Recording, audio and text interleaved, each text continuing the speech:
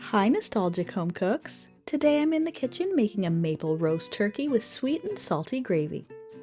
A hint of maple makes this beautifully burnished turkey an extra special holiday feast. Plus, it makes the best sweet and salty gravy. This iconic plump roast turkey is certainly a special occasion meal at my house. Christmas or Thanksgiving, this is the main show. A glistening, glorious golden bird, so it has to be a showstopper. I've made many turkeys over the years and have learned a few things from experimenting with different ways of cooking this festive meal. So, let's get into the kitchen. This is how I make a festive maple turkey and gravy. I'm going to start this recipe by preparing some of the fruit and vegetables that are going to roast along with the turkey. This is going to infuse flavor into the meat as well as flavoring all the drippings that are going to turn into the gravy at the end. And let's be real, most people pour gravy on just about everything, so the flavor is pretty important for the success of this meal.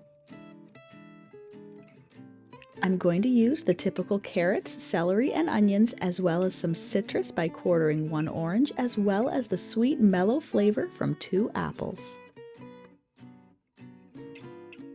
I'm just going to roughly chop all the fruit and vegetables before putting them into the roasting pan with the bird.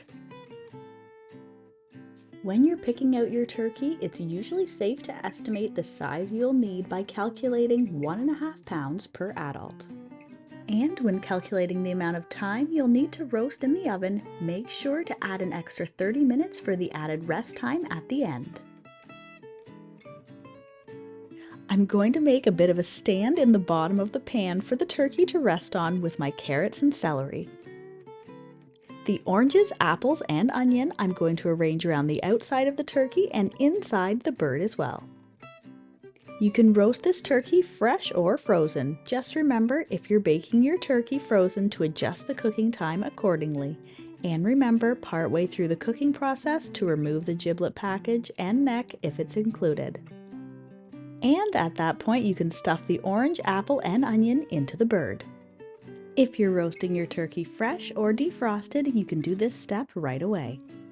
Before going into the oven, drizzle the top of the turkey with a little bit of oil, a good grinding of salt and pepper, and finally a drizzle of maple syrup. This is all going to help the outside of the turkey get nicely golden brown in the oven.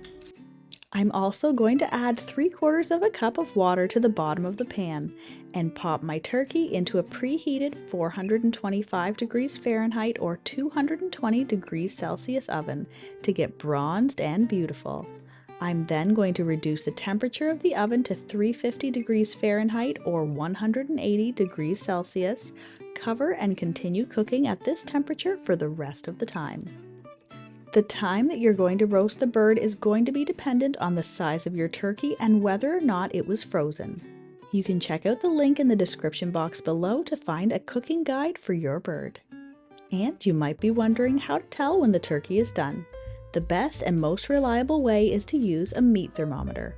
I usually start testing the meat about 15 minutes before the turkey is supposed to be done. Place the thermometer in the thickest part of the breast, making sure not to pierce all the way through to the cavity or touching a bone. The turkey is done when the breast is at least 170 degrees Fahrenheit or 77 degrees Celsius. To check the thigh, I place it through the back of the thigh in the thickest part of the meat, making sure not to touch the bone. The temperature should be 180 degrees Fahrenheit or 82 degrees Celsius. When the bird is done, remove it from the oven and leave the lid on.